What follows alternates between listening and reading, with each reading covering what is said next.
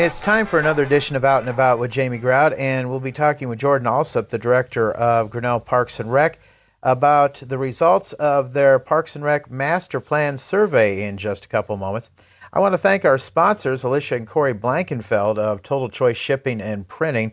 They've been with the Out and About Jamie Grout podcast since the get-go for the last 6 months, and also the folks at Grinnell State Bank with their 4 locations, Grinnell, Johnston, Ringo, and Polk City. You can get started with an account by going to their website. They also have convenient online and mobile banking at Grinnell State Bank. Time for another edition of Out and About with Jamie Grout, and in just a moment we'll be talking with Jordan Alsop, who is the head of the Parks and Recreation Department in Grinnell. Just want to mention real quick, looking for more sponsors here for Grinnell. This is our effort to fill a void in the Grinnell area of local programming since the local radio station basically shut down with a lot of local programming. We're trying to let people know what is going on around the Grinnell area. And the Grinnell Parks and Recreation Department does a great job of filling a void of what is needed within the community in terms of recreational events and recreational things. And we'll be talking about that in just a moment. I guess one of the things that I want to say is if you want to go back and listen to some former podcasts, you'll find out about the all-inclusive playground that they have at Central Park. And Jordan, let's talk about that just real quick. Yeah. We did a whole podcast on that, Yeah. and that was around the holiday season, and it had started out by that time. There was like a ribbon cutting and all that, and it seems to have started off with a bang and going well, and I think it's going to continue to go that well, especially when the weather starts to warm up and get even better. Absolutely. We've heard nothing but positive comments about the playground itself, and it's been heavily used when the weather has been warm. In the winter, I know we've had a few stretches there where we've had some unseasonably warmer weather that playground has definitely been utilized, and it shows with, we have one piece of equipment that is pretty interactive and that we can track usage on an app that we have, and those warmer days have shown that there has been playtime, especially on a weekend. I think one piece was used for about 3 hours straight on a January Saturday, so that was great to see. That's fantastic, Jordan, and we'll get to the Parks and Recreation Master Plan real quick, but just for a moment, if you could capsulize, that whole thing with the all-inclusive playground started out with a grandmother, was it not? Yes, who had a child that had some special needs, right? Yeah, absolutely. She had a grandchild that had some mobility issues and was wheelchair bound, and when they would come to visit, they would not have anywhere really for her to go play at a play space. So she came to a park board meeting, and it kind of spurred the idea from there, and here we are. It was 3 years later from that meeting that we had an inclusive playground at Central Park. Well, I'm looking at your brochure and what you had on your email, and thank you for putting that on your website. Yeah. And boy, you have 10 parks, and you're doing an outreach to try to find out what people within the community really want. And you're asking a lot of questions on this. And so you sent that out, and you had a deadline earlier this month in February for people to fill out some of these questions. What were some of the questions? What were the things that you were wanting to know?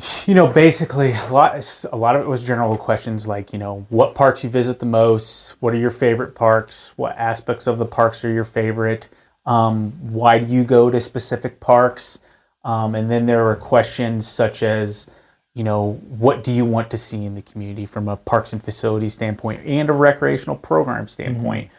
So there's a question there about programming, what programs they would like us to add, just kind of specific as genres.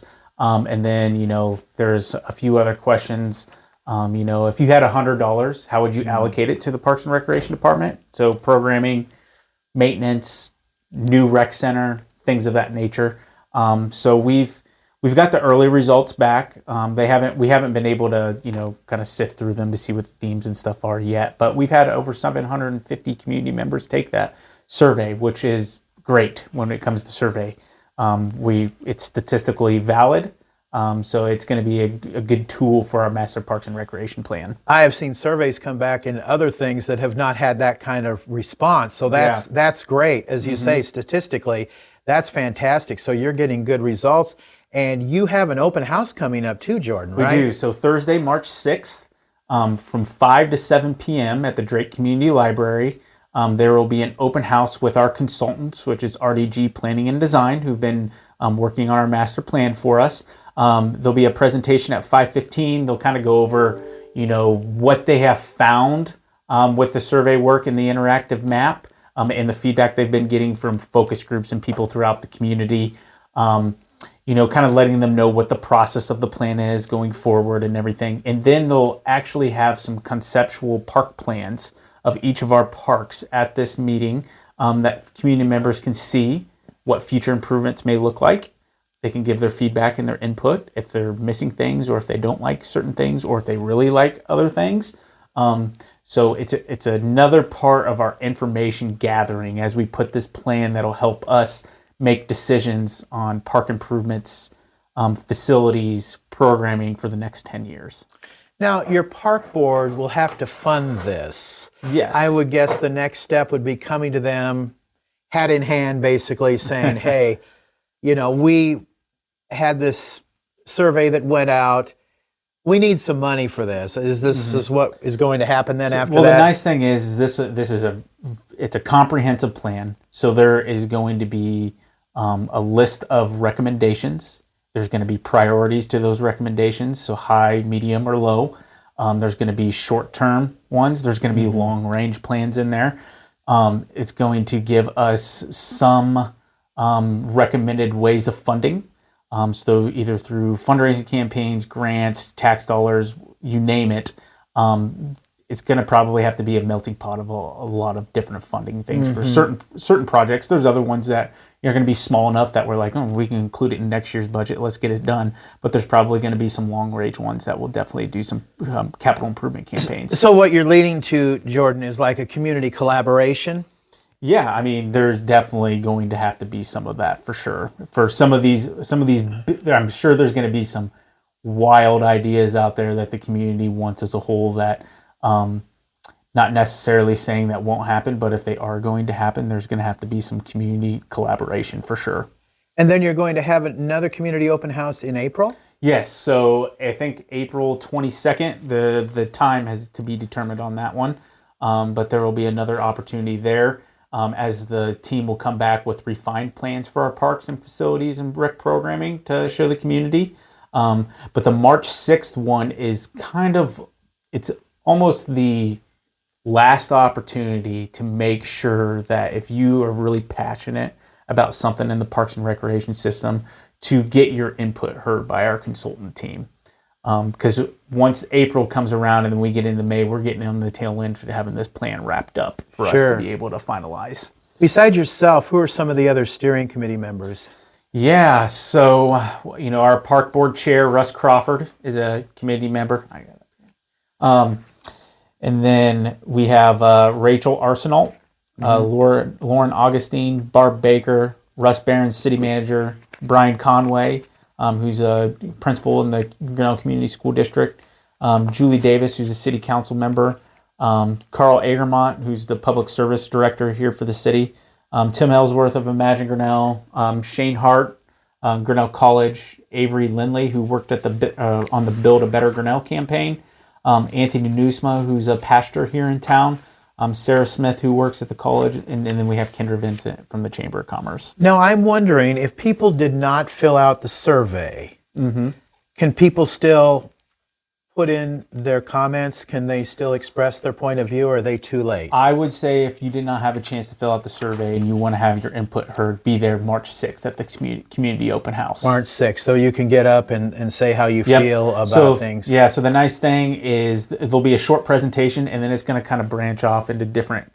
groupings of different topics. So there'll be a parks, trails, and open space grouping. There'll be a facilities group. There'll be a recreation programming group. So there'll be different areas for people to give their opinions to our consultants and their input and feedback. Now, other than the all-inclusive playground that you seen here in the last year. What are, as you've been involved in the Parks and Recreation Department, what are some of the other improvements you have seen over the past few years? Well, we've been working on one for the last 3 years that we've done. It hasn't come to fruition yet, but we've done feasibility studies on it, and it would be the restorations of Arbor Lake and Lake Nyanza. So we're at the point now where we've been working with the Iowa DNR Lake Restoration Program that we will be putting out a request for proposal for engineering on watershed work and in-lake restoration for those bodies of water. And how would that be restored? We'd be doing some watershed work to make sure that we're controlling the amount of sediment and phosphorus that's coming into those waters first. And then secondly, we would be draining those bodies of water. Arbor Lake specifically would be drained and mechanically dredged. So they'll have the sediment taken out of them and dug deeper to make it more a sustainable lake body of water for recreational purposes and just the health of the water quality coming in. And then there is still a little bit up in the air on what to do with Lake Nyanza as far as if it's going to be a mechanically dredging project or become a natural wetland. How did this survey come about in the first place? For the master park plan? Yeah. So the last time we'd had a master parks plan was 2007. That's when it was completed. So it was time. It was time for an updated plan to be in today's world of parks and recreation with the trends and the improvements that we can do for our parks and recreation facilities and programming. Does this include the aquatic center also? Yes, absolutely. It includes all 10 of the parks in Grinnell, the aquatic center, the rec centers, you name it when it comes to parks and recreation. The things that are included in this plan aren't necessarily all owned by the city of Grinnell. We wanted to make sure that we captured our entire parks and recreation system, not just those properties that are owned by the city. Well, and I know that you are the head of the Parks and Rec Department here, and I know this is probably a prejudicial statement you're going to make, but what do you like best about the Parks and Rec Department here in good old Grinnell, Iowa? You know, I just like that we are able to provide programming and open spaces for the health and well-being of our community members. I think we do a very good job of making sure that we have programming for the youth, for sure, with the constraints that we have with our facilities. But, you know, I think that we're not just pigeonholed into one specific area. We kind of have different things over the across our parks and recreation system that allows us to have aquatic programming, sports programming, educational programming, nature programming. We have the thing that I like about our park system is that we have a lot of variety. We're not just the, standard grass with the playground. We have a sports complex. We have an entertainment park at Central Park where we have staged amphitheater. And then we also have, parks that are built around nature that, especially with the mentioned restoration project that we're looking at, would really enhance the recreational opportunities. Soccer fields? Soccer fields. One thing that's very unique about the park system here in Grinnell is I don't know any other parks that have a driving range. Yeah. Yep. And Grinnell has one. There's not many communities that can say they have 2 urban bodies of water in their parks, and we have that. We have a lot of variety. That's probably the one thing that I'm probably most proud of in the Parks and Recreation system is the variety that we are able to offer to our community members. Now, soon you'll have the programs out for spring and summer. Mm-hmm. Yeah. When do you expect those will be out, Jordan? Mid to late March. Okay, mid to late March. So be looking for those. So we'll have a program guide. If you've purchased a membership or participated in a program, those will be mailed directly to you in the last year. Okay. Otherwise, they'll be hard copies on hand at the Park and Rec Department, or you can find them digitally online.